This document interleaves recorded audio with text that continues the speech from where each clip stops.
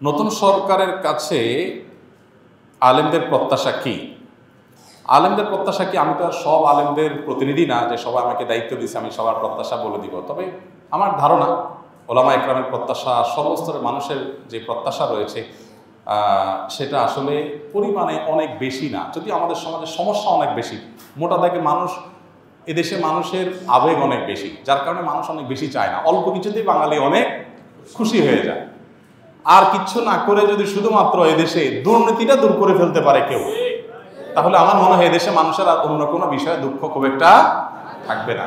যদি দুর্নীতি মুক্ত সমাজে কোথাও কোনো টাকা লাগবে না, মামু খালু লাগবে না, হাই হ্যালো লাগবে না, সবার জন্য একরকম নিয়ম থাকবে, এটা যদি করা যায়, অর্থাৎ অবিচার, বৈষম্য, জুলুম, চাঁদাবাজি, ঘুষ, এগুলোকে যদি জাদুঘরে পাঠিয়ে দেওয়া যায়, এগুলো যদি করতে দেওয়া না হয়, জিরো টলারেন্সে যাওয়া হয়, এটা যদি প্রতিষ্ঠা করা যায়, আমার মনে হয় এই সরকারের কাছে, নতুন সরকারের কাছে মানুষের এর চাইতে আরো অনেক ডিমান্ড আছে, কিন্তু এর চাইতে বড় ডিমান্ড আমার মনে হয় আরেকটা নাই। দেখুন, আমি প্রায় সময় বলি 50 বছরের বেশি সময় হয়ে গেছে আমরা দেশটাকে স্বাধীন করেছি, আমাদের বাবারা চাচারা স্বাধীন করেছেন। তো 50 বছরের বেশি হওয়ার পরও এই দেশে এতগুলো সরকার আসছে গেছে, কোনো সরকার এদেশের মানুষের খাবার, মুখের খাবার এবং পানীয়টাকে নিরাপদ করতে পারে নাই। পৃথিবীর বিভিন্ন দেশে আপনারা যাবেন, যারা বিভিন্ন দেশে গেছেন, আপনি পানি পান করবেন, পানি পানের যে ব্যবস্থাপনা একটা রাষ্ট্রে সব জায়গায় আছে, 100% সেফ, নিশ্চিন্তে আপনি পানি পান করতে পারবেন। আমরা যখন বাইরে যাই, আমাদের দেশে দোকানে গেলে, মুদি দোকানে গেলে একটা কেকের প্যাকেট, একটা বনের প্যাকেট বা একটা আপনার ফাস্টফুড আইটেম, এটা মুখে দিতে আমরা 10 বার চিন্তা করি। আর রাস্তার পাশে যে সমস্ত চটপটি বানায়, এটা বানায়, এগুলো খাইতে আমাদের 10 বার চিন্তা হয় যে না জানে কি দিয়ে রাখছে, না জানে কিভাবে তৈরি করছে, তাই না? নিরাপদ খাদ্য, নিরাপদ পানীয়টুকু, মানে শুধু একটু পানি পান করবে মানুষ, এইটুকু নিরাপদ 50 বছরে কোনো সরকার করতে পারে নাই। কিন্তু আপনি বাহিরে যাবেন, অবাক হয়ে যাবেন, থাইল্যান্ডের রাস্তা রাস্তা যে আপনার স্ট্রিট ফুড আছে, 100% টেনশন মুক্তভাবে আপনি খেতে পারবেন, কোনো টেনশন নাই যে এগুলো অন্তত হেলদি। হালাল হারাম এর ব্যাপার আছে, সেটা ভিন্ন বিষয়, কিন্তু একেবারে টেনশন মুক্ত হেলদি, অর্থাৎ এটা তারা নিশ্চিত করছে কেউ কোনোভাবে এগুলোতে কোনো অন্যায় করতে পারে না। আর আমাদের এখানে পুলিশে কিছু টাকা দিয়ে দিতে পারলে সব হালাল, আর পুলিশে টাকা না দিলে হালাল জিনিসও কি হারাম হয়ে যায়, দৌড়ের উপরে থাকা লাগে। তো এই পরিস্থিতির অবসান হওয়া দরকার। 50 বছরের বেশি হয়ে গেলেও আমাদের পরে যারা স্বাধীন হয়েছে সে সমস্ত দেশে আমাদেরকে চাকর হিসাবে নেওয়ার জন্য আমাদের মন্ত্রীরা গিয়া ধর্ণা দিয়ে বসে থাকা লাগে যে আমাদের দেশে কিছু চাকর হিসাবে নেন, অন্তত ভিসা দেন। এটা আমাদের জন্য লজ্জা। এই ব্যর্থতা এদেশের সাধারণ মানুষের না, এই ব্যর্থতা এদেশের রাজনীতিবিদদের, এই ব্যর্থতা এদেশের যারাই যখন সরকারে আসছে তাদের, যত সরকার আসছে, আমি নির্দিষ্ট কারোর করে বলছি না, এই ব্যর্থতা তাদের সবার। আমাদের অনেক সীমাবদ্ধতা আছে, খনিজ সম্পদ নয়, অনেক কিছু নেই, আমরা জানি, কিন্তু এদেশে মানুষের মধ্যে প্রচণ্ড কর্মস্পৃহা আছে। আমি 10 বছর প্রবাসে ছিলাম, আমি জানি, আমি কাছে থেকে দেখেছি অন্য অনেক দেশে মানুষের চাইতে বাংলাদেশি প্রবাসীরা কাজের প্রতি অনেক বেশি আন্তরিক। এবং মিডল ইস্টে আপনি সৌদি আরবে, দুবাইতে দেখবেন যে কফিলরা, মালিকরা বাঙালি লোককে বেশি খোঁজে, কারণ বাঙালি কাজের ব্যাপারে খুব সিরিয়াস, তারা খুব পরিশ্রমী হয় অন্য দেশের তুলনায়। তো এদেশের মানুষকে সঠিকভাবে গাইড করে এদেশে আরও অনেক উন্নতি করা যেত। আমি একটা কথা প্রায় সময় বলি, জানি না এটা কতটা সবাই একমত হবেন, সেটা হলো যে এই দেশে যতটা উন্নতি হয়েছে আমাদের, ততটা উন্নতির পেছনে সাধারণ মানুষের অবদান আছে। প্রবাসীদের রেমিটেন্স আছে, ব্যবসায়ীদের ব্যবসায়িক উদ্যোগ আছে, গার্মেন্টস সেক্টরের অবদান আছে, সাধারণ মানুষের অবদান আছে। সরকারগুলোর আসলে সেখানে উল্লেখযোগ্য, ছোটোখাটো তো আছেই, উল্লেখযোগ্য কোনো ম্যাসিভ লেভেলের অবদান সরকারের, কোনো সরকারেরই, বরং দুর্নীতির মাধ্যমে, অপশাসনের মাধ্যমে আমরা যতটুকু পিছিয়ে আছি, এগুলো সবগুলো ভাগে যোগে সব সরকারই কম বেশি করছে, সোজা কথা। অতএব নতুন সরকারে যারা আসছে, আমার মনে হয় তাদের প্রতি যে ডিমান্ডগুলো আছে, এর ভিতরে 1 নম্বর হলো সংখ্যালঘুদের নিরাপত্তার ব্যাপারে এই দেশে মানুষ খুব কনসার্ন। আশেপাশের অন্যান্য দেশের তুলনায় আমাদের দেশে সংখ্যালঘু নির্যাতন তাদের তুলনায় অনেক কম হয় আলহামদুলিল্লাহ, কিন্তু সেটাকে আরও আমরা কমে আনতে চাই, আনা উচিত আমাদের। সে ব্যাপারে সচেষ্ট থাকার পাশাপাশি এদেশের সংখ্যা, যেই ধর্মের মানুষ সবচেয়ে বেশি মুসলমান, তাদের চিন্তা চেতনা, তাদের বিশ্বাস, ধ্যান ধারণা যেন সরকারের সিদ্ধান্ত, তাদের কথায় কাজে যেন প্রতিফলিত হয়। এদেশের মানুষ কথায় কথায় বিসমিল্লাহ বলে, কথায় কথায় আল্লাহর নাম বলে। এখন এদেশের শাসন যারা করবেন তাদের মুখে যদি সেগুলো না আসে, তাহলে সেটা কখনো জনগণের আশা আকাঙ্ক্ষার প্রতিফলন হতে পারে না। অতএব প্রথমত তাদের কাছে আমাদের চাওয়া হলো, আলেম সমাজ বা আমার একজন আলেম হিসাবে আমার চাওয়া হলো যে সংখ্যালঘুদের নিরাপত্তার ব্যাপারে আলহামদুলিল্লাহ এদেশে মানুষ খুবই দায়িত্বশীল, সহাবস্থানে বিশ্বাসী। দেশে দাঙ্গা বলতে যেটা বোঝায় ধর্মীয় দাঙ্গা, আশেপাশের সব দেশে হলেও এদেশে আলহামদুলিল্লাহ কখনো উল্লেখযোগ্য সেরকম কোনো দাঙ্গা হয়নি। ছোটোখাটো যে ঘটনাগুলো ঘটছে সেগুলো কমাতে হবে, সচেষ্ট থাকতে হবে। তার পাশাপাশি সংখ্যাগরিষ্ঠ মানুষ যে মুসলমানরা আছে তাদের চিন্তা চেতনা, তাদের আদর্শ বিশ্বাস, এটার প্রতিফলন যেন সরকারের সকল কাজে কর্মে পদক্ষেপে হয়, এ ব্যাপারে তাদেরকে সতর্ক থাকতে হবে। দ্বিতীয়ত যে প্রত্যাশা তাদের কাছে সেটা হলো জুলুম, চাঁদাবাজি, পেশি শক্তির যে অপব্যবহার, এটার কারণে যে আমরা অতিষ্ঠ, সে বিষয়টাকে তারা যেন দূর করতে পারে। ধরুন আমাদের সমাজে এই যে জুলুম, চাঁদাবাজি, এগুলোর কারণে কি হয় আপনারা সবাই জানেন। একটা সবজি উৎপাদন করে যে গ্রামের কৃষক, ওই বেচারা সেটার যে দাম পায়, শহরে আসার পর সেটা যে বিক্রি হয়, এখানে গ্যাপ বা ব্যবধানটা আকাশ আর পাতাল। কৃষক হয়তো কেজি 2 টাকা, 3 টাকা, 5 টাকা পাচ্ছে, আর ঢাকা এসে সেটা বিক্রি হচ্ছে 40 টাকা, 50 টাকা, 60 টাকা। এত বড় গ্যাপ কেন হচ্ছে আমরা সবাই জানি কেন হচ্ছে। চাঁদাবাজির কারণে হচ্ছে। রাস্তা রাস্তা ট্রাক থামায় থামায় চাঁদাবাজি, সব পর্যায়ে আড়তে চাঁদাবাজি। এই চাঁদাবাজি করা মানুষদের সংখ্যা তো অনেক বেশি না।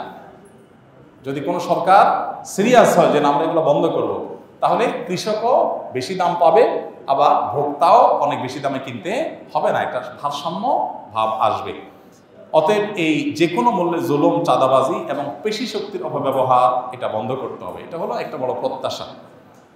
দেখুন ঢাকা শহরে আপনি মহাখালী যদি যান, কখনো কখনো কারণ বাজার ফ্লাইওভারের এখানে দেখি, আপনারা খেয়াল করেছেন নিশ্চয়ই, বিশেষ করে মহাখালীতে এটা আমার চোখে বেশি পড়েছে, আরও অন্যান্য জায়গাতেও আছে। আমি তো সব দিকে আমার মুভমেন্ট থাকে না, তো এই সাইডে আমার মুভমেন্ট বেশি। আমি দেখেছি যে মহাখালী যে বাস টার্মিনালটা আছে, ওটার আশেপাশে রাস্তার ধারে দেখবেন আপনারা বড় বড় বাসগুলো পার্কিং করে রাস্তার উপরে রেখে দেয়। সন্ধ্যা সারাদিন ট্রিপ মেরে এসে সন্ধ্যার পরে পার্কিং করে, সকাল পর্যন্ত পার্কিং থাকে। এখন আপনি রাত 8টা 9টা বাজে যদি ওই রোডে যান, দেখবেন বিশাল জ্যাম। কেন জ্যাম হয়েছে? কারণ রোডের অর্ধেক 3 লাইন পার্কিং, 3 লাইন কি করছে, বাস পার্কিং করে ধুয়ে দিছে, সকাল পর্যন্ত এটা পার্কিংয়ে থাকবে। তো জনগণের ট্যাক্সের টাকা রাস্তা হয়েছে, যেই বাস কোম্পানি ব্যবসা করতেছে, এটা কি তার পার্কিংয়ের জন্য আমরা টাকা দিয়ে রাস্তা তৈরি করেছি? কোটি কোটি টাকা দিয়ে তুমি বাস কিনতে পেরেছো, তোমার বাস রাখার জন্য পার্কিংয়ের জায়গার ব্যবস্থা কেন করতে পারো নাই? পারে নাই এই জন্য যে এখানে সে গায়ে রাখার বিনিময়ে এখানে যারা দেখবে, দেখভাল করবে, সে পুলিশদেরকে চাঁদা দিয়ে ম্যানেজ করে ফেলছে। কত টিভিতে এটা নিয়ে নিউজ হয়েছে, কিন্তু এটার কোনো অবসান হয় নাই। সিএনজি আলাদেরকে দেখবেন যে মান্থি কে না জানে, এগুলো ওপেন সিক্রেট। মান্থি জানেন না আপনারা? যে মাসে মাসে চাঁদা দেয় পুলিশ অফিসারকে, তার কার্ড থাকে, যে কোনো জায়গায় দেখলে ছেড়ে দেয়। মানে জুলুম, চাঁদাবাজি এগুলো এত খুল্লুম খোলা হয়ে গেছে যে এটা সমাজের রন্ধ্র হয়ে গেছে। অতএব আমার মনে হয় অন্যান্য মানুষের মতো আলেমদের প্রত্যাশা হলো যে জুলুম, চাঁদাবাজি এবং পেশি শক্তির ব্যবহার বন্ধ করা। প্রত্যাশা হলো দুর্নীতির ব্যাপারে জিরো টলারেন্সে যাওয়া। কোনো অফিসে, আদালতে, কোথাও যে মানুষের যাতে পেরেশানি পোহাতে না হয়, যে মামু খালো ছাড়া কিছু হবে না, হাই হ্যালো ছাড়া কিছু হবে না, এরকম যেন না হয়। সবার জন্য যাতে সমান সুবিধা থাকে। আমাদের দেশটা অনেক গরিব, অনেক দিক থেকে আমরা পিছিয়ে আছি, নিশ্চয়ই আমরা জানি সেটা, কিন্তু যেটুকু হবে সবার জন্য সমান হোক। কারণ মামু খালু আছে তার জন্য সব হবে, আর যার মামু খালু নাই, হাই হ্যালো নাই, টাকা পয়সা নাই, তার জন্য কিছুই হবে না, এটা যেন না হোক, এটাই হলো প্রত্যাশা।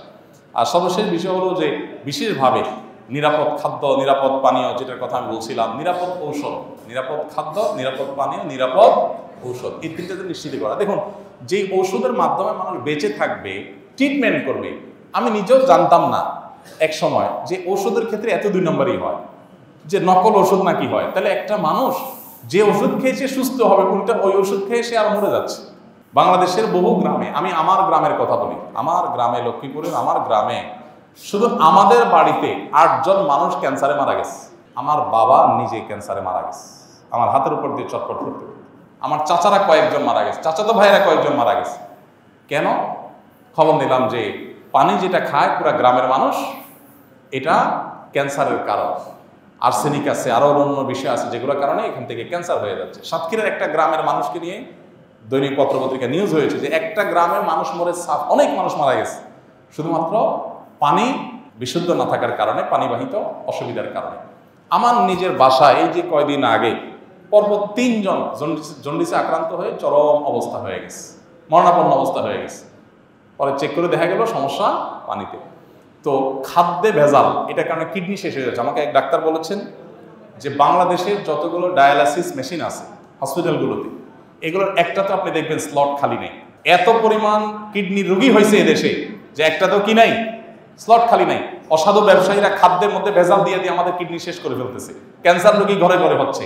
হার্টের রোগী এত বেশি যে হার্টের অসুবিধার কারণে, হার্ট অ্যাটাকের কারণে মানুষের মৃত্যু বরণটা এখন ডাইলবাত হয়ে গেছে। এখন এগুলোর জন্য দরকার কি? আমাদের পানীয়, আমাদের খাদ্য এবং ঔষধ, এই তিনটাতে ভেজাল করলে সর্বোচ্চ শাস্তি মৃত্যুদণ্ড রাখা উচিত। কারণ আপনি এগুলোতে ভেজাল দিয়া মানুষকে মৃত্যুর মুখে ঠেলে দিচ্ছেন, এটা মানুষ হত্যার কাজই করতেছেন। অতএব এবারে সর্বোচ্চ টলারেন্স রাখা উচিত, কোনো চেহারা না দেখে যে মানুষের খাদ্যে ভেজাল দিলে। আমরা দেখি ভেজাল বিরোধী অভিযান হয়, ম্যাজিস্ট্রেট যা এটা হয় সেটা হয়, আরে রং মিশাই দিয়ে আমাকে শেষ করে ফেলতেছে, আমার কিডনি শেষ, ড্যামেজ হয়ে যাচ্ছে, আমার হার্ট শেষ হয়ে যাচ্ছে, ক্যান্সার হয়ে যাচ্ছে, আর জরিমানা করতেছে 50,000। আর 50,000 টাকা তার জন্য কোনো ব্যাপার নাকি? এই জন্য আইনের পরিবর্তন হওয়া দরকার। ম্যাজিস্ট্রেট তো আর কিছু করার নাই, তিনি তো আইনের আলোকেই কাজ করছেন। আইনের পরিবর্তন হওয়া দরকার। নিরাপদ খাদ্য, নিরাপদ পানীয়, নিরাপদ ঔষধ এটা নিশ্চিত করতে হবে যদি আমাদের বাঁচতে হয়। এত রোগী আমাদের দেশের, কোটি কোটি টাকা প্রতি বছর আপনারা পত্রপত্রিকা দেখেন, ইন্ডিয়াতে যায় ঢেলে আসে, থাইল্যান্ডে যায় ঢেলে আসতে হয়। কেন? কারণ এদেশের চিকিৎসা ব্যবস্থা সেরকম উন্নত হয় না। চিকিৎসা ব্যবস্থার প্রতি এদেশে কি হয়েছে আমাকে বলেন? 50টা বছর ধরে যেটা হয়েছে একেবারে হয় না আমি বলবো না, কিন্তু যেগুলো হয়েছে তার চাইতে বহুগুণ বেশি হতে পারতো। অপশাসন যদি বন্ধ হতো তাহলে মানুষ অন্তত এই জিনিসগুলো পেতে পারতো। তো আমার মনে হয় মানুষের যে নাভিশ্বাস হয়ে গেছে এই অবস্থা থেকে দূরের জন্য মোটা দাগে এই যে পয়েন্টগুলো আছে, দুর্নীতির বিরুদ্ধে যদি জিরো টলারেন্সে যাওয়া হয়, ধর্মীয় বিষয়ে যে আপনার সাধারণ মানুষের চিন্তাধারার বিরুদ্ধে চিন্তাধারা মানুষের মধ্যে পুশ করার অপচেষ্টা করা হয়, এটা খুব ভয়ঙ্কর একটা বিষয়। এটা যে কোনো একটা মুহূর্তে আপনার করতে করতে মানুষের ক্ষোভ চরম আকারে পৌঁছে আপনার সেটা ব্লাস্ট হতেও পারে। এই জন্য বিষয়ে সর্বোচ্চ সাবধান থাকতে হবে। সেই সাথে জুলুম, চাঁদাবাজি বন্ধ করা, দুর্নীতির ভিতরে জিরো টলারেন্সে যাওয়া, নিরাপদ খাদ্য, ওষুধ এবং পানির ব্যবস্থা করা। আল্লাহ তাআলা আমাদের যারা দায়িত্ব নিয়েছে নতুন করে, তাদেরকে আল্লাহ তাআলা সেই শক্তি সামর্থ্য দান করুন। তারা যদি ফেল হয়ে যান তাহলে এই দেশে মানুষের যাওয়ার আর কোনো জায়গা হয়তো থাকবে না। আবার ঘুরে ফিরে আগের যে গড্ডালিকা আছে ওইটাতে মানুষের ঢুকতে, আপনার স্বামীর জন্য সেই মেয়েকে দেখা জায়েজ হবে না।